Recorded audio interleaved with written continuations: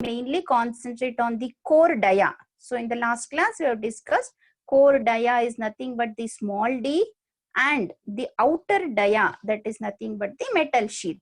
So what is the outer dia? That is the capital D, and the small d we were concentrating in the last class and all.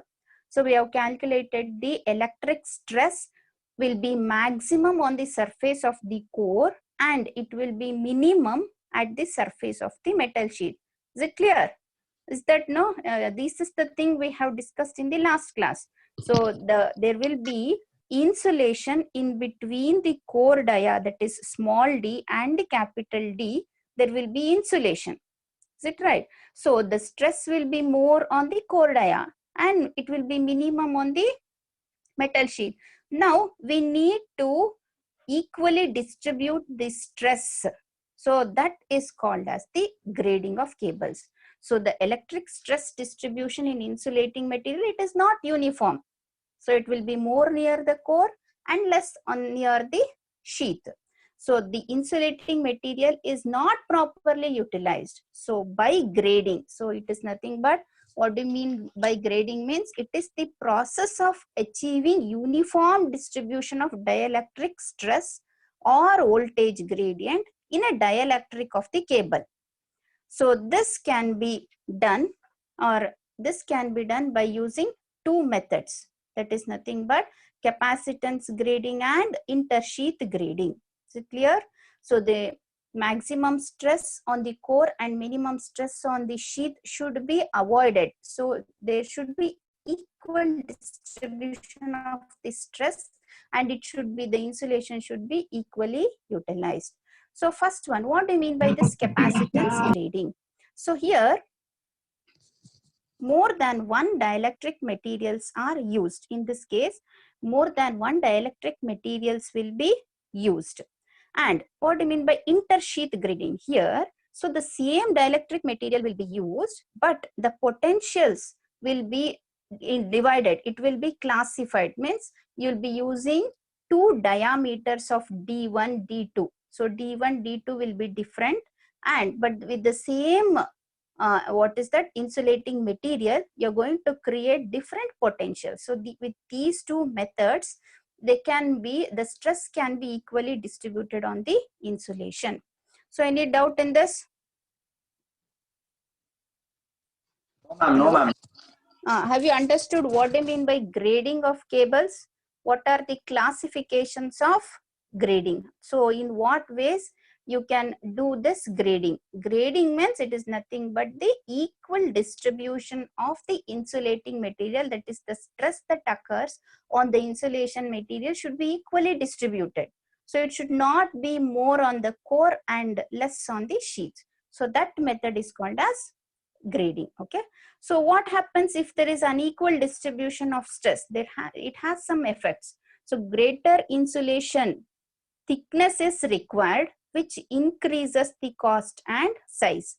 If unequal distribution of stress is not done, so insulation should be more near the core and less near the sheath. Means the cost required and the size of the insulation material will increase. So it may also lead to breakdown of the insulation. Because of this maximum stress, there are possibility of breakdown of the insulation. So that is why this grading of cable is very, very important. So first one is the capacitance grading. The grading done by using the layers of dielectrics having different permittivities between the core and the sheath is called as capacitance grading. Excuse me. Here grading is done by using the layers of dielectrics. So we know that what are these dielectrics and what do you mean by permittivities? Permittivity means it is nothing but the opposition that is provided for the flow of the current. Okay, permittivity means it is not permitting for the flow, it is the opposition for the flow of current. So here you will be using different dielectrics in order to achieve this capacitance grading. So here, so now you can just consider this diagram where you have, so you can see this inner diameter is D. Outer diameter is capital D.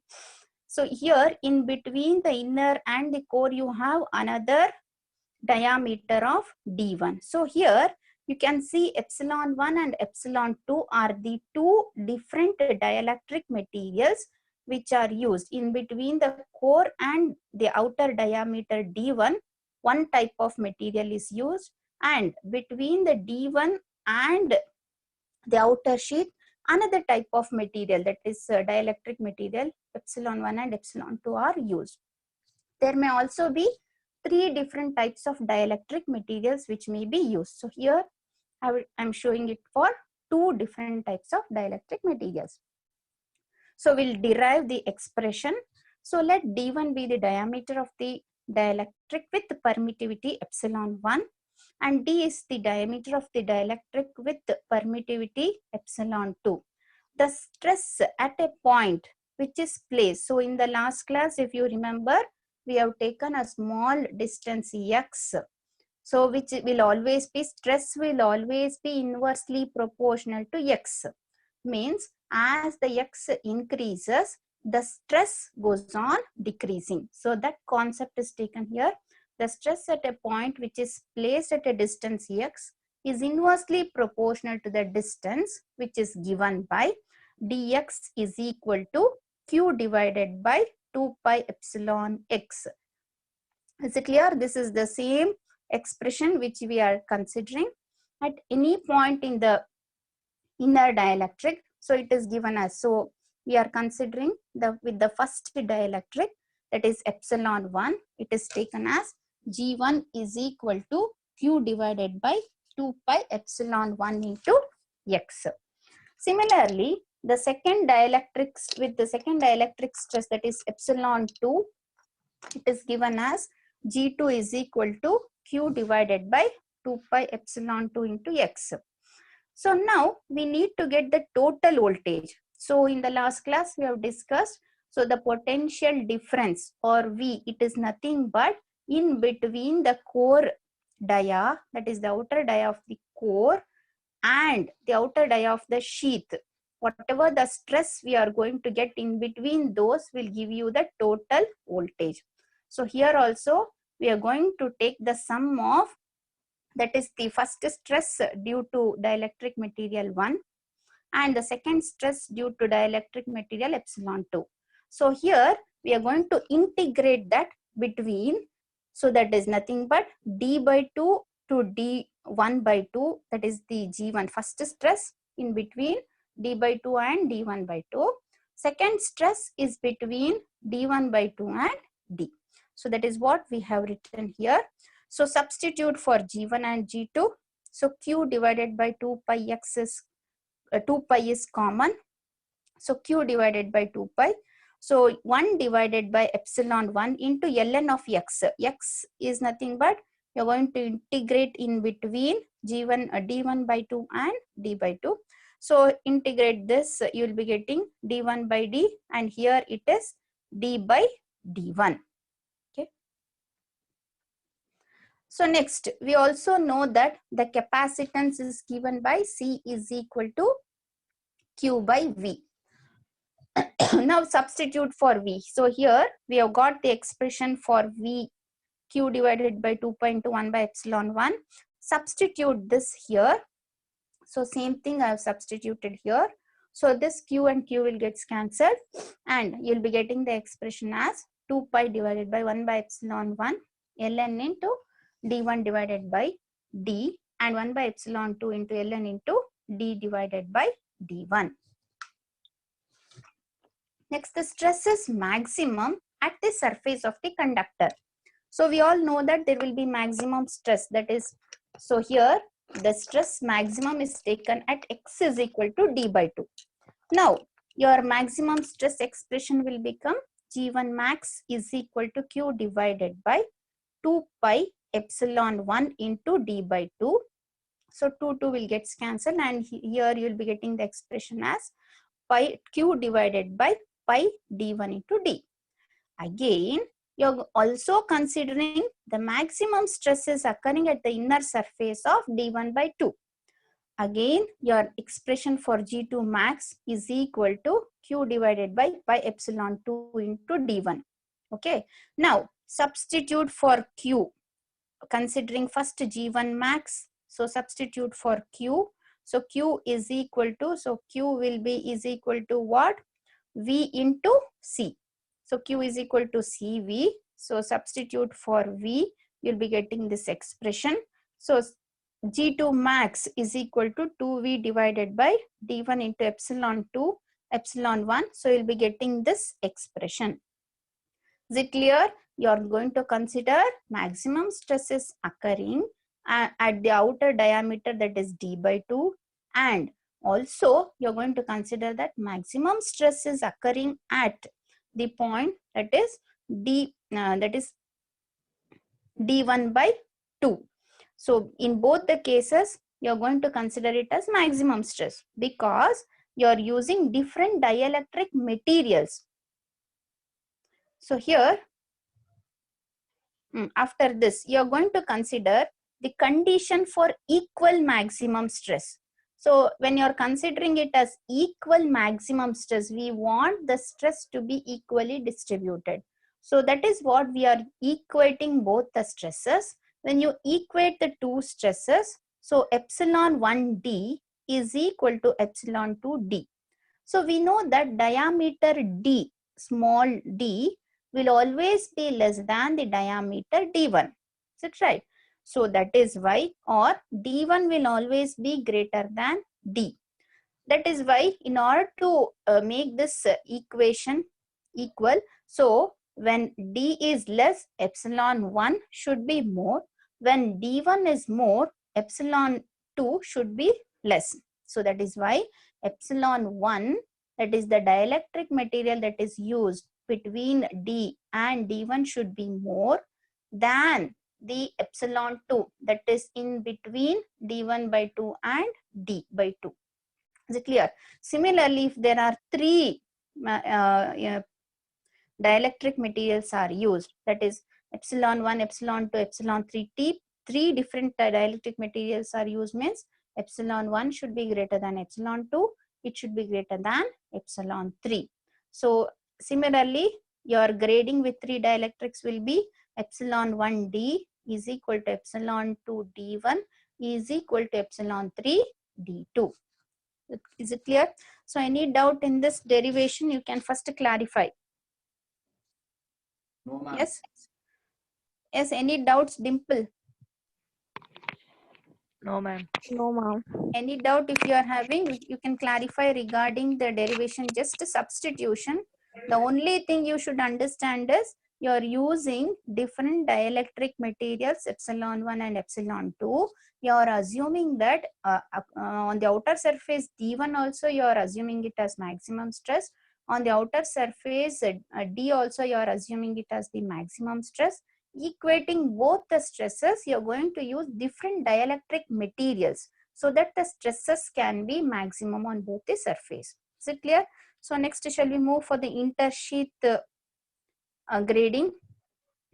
How to derive the expression for the intersheath grading? So in this method, in between the core and the lead sheath, number of metallic sheets are placed, which are called intersheaths.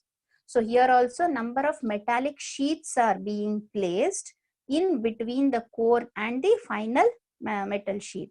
So all these intersheaths are maintained at different potentials. So here you are not going to use different dielectric materials. So same dielectric materials with different sheets are placed, but you are going to maintain different potentials, that's all.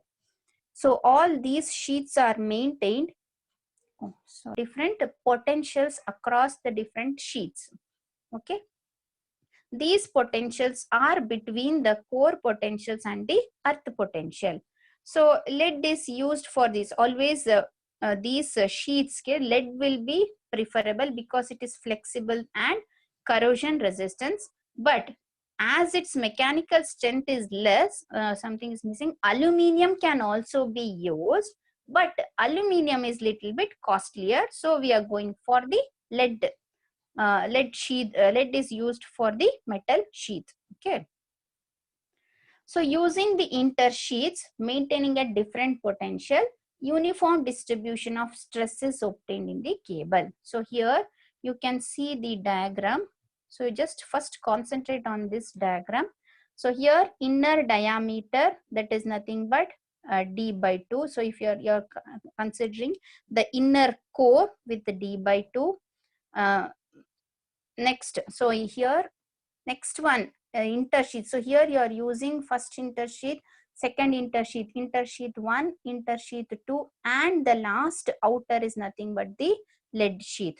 So this second intersheet, that is first intersheet is D1 by 2, then second intersheet is D2 by 2. So last intersheet is D by 2. So you can see that the stress will be uniformly maintained in all the sheets. Okay. So here, consider a cable with the core diameter D and overall diameter with the lead sheath as capital D. So let the two intersheets have diameter as D1 and D2. Okay, with the help of potentials V1 and V2 respectively. So intersheets and stress distribution are shown in the figure. Now let V1 be the voltage of intersheath 1 and with respect to earth. So here, now what you are going to consider, in between the V1, that is nothing but the intersheath 1 and the earth, the voltage potential is taken as V1.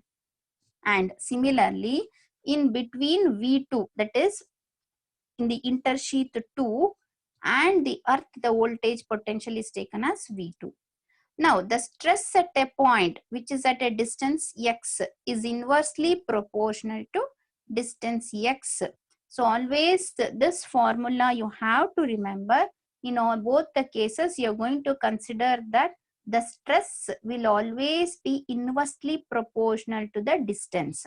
That is considering x as the distance. So, stress Gx is equal to Q divided by 2 pi epsilon x. That is nothing but constant K into X, where K is a constant. So you name that as equation 1. You name that as equation 1. Now, electric stress G1 between the conductor and the intersheath 1. It is taken as G1 is equal, that is the stress G1 is in between the intersheath 1 and the conductor and the intersheath 1. So that is taken as K1 by X. So here also K1 is constant. Now you have to obtain the different potential. So that is why the potential between the earth, and that is the core will always be taken as voltage V. Okay, the potential between the core, that is V, and the first intersheath is V1. So that difference is known as V divided by V1. Now for this you need to mention the stress between V and V1. So that is nothing but your stress G1. So G1 will always be present, the stress will always be present in between the diameter D by 2 and D1 by 2, that you know. So that is represented as G1x integrating between D by 2 and, between D by 2 and D1 by 2. Now substitute for G1. G1 is nothing but it is taken as K1 by X into dx. So integrate this 1 by X, you will be getting ln of X. So K1 into ln of D1 by D. Now for K1, you are going to derive V minus V1 divided by ln of D1 divided by D. So you have got the expression for K1. So you name that as equation 3. Next, substituting this equation 3 to your equation 2. So which is your equation 2? So equation 2 is G1 is equal to K1 divided by X. That is in between the conductor and the intersheath 1, you have the stress G1. Now you have got the expression for K1. Substitute in equation 2. So your expression will be G1 is equal to, substitute this K1 expression here. So this is equal to ln of D1 by D. Now You name that as equation 4. Now you're considering that maximum stress is occurring at that point, that is on the outer core of the outer core, that is at x is equal to d by 2. Now in place of x, you're going to substitute it as d by 2. Similarly, so this is in between the core and intersheath 1, you got this expression.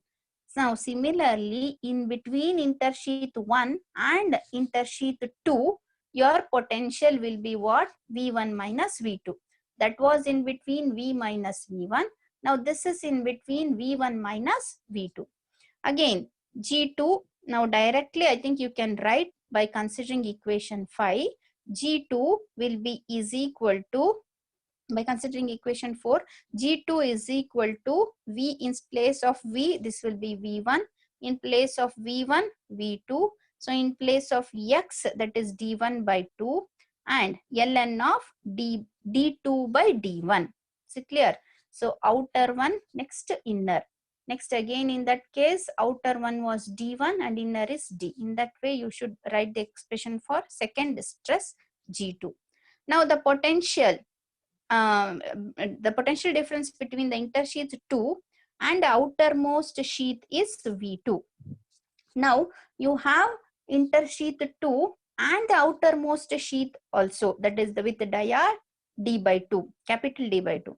Now for that again similarly you write G3 is equal to V2 is the last one, because after V2 there is no potential, there is no metal sheath or anything else, so that is why directly V2 divided by, so D2 by 2 into ln of D by D2, that is the outer dia D, next dia that is D2. Okay. Next, choosing proper values of V1, V2, G1 max, G2 max, etc. This can be made equal and hence uniform distribution of stress can be obtained. So now the stress can be made to vary between the same maximum and minimum values. So now now we are going to consider maximum and minimum stress by again further taking deriving the expression for the potential V2 and V1 in terms of V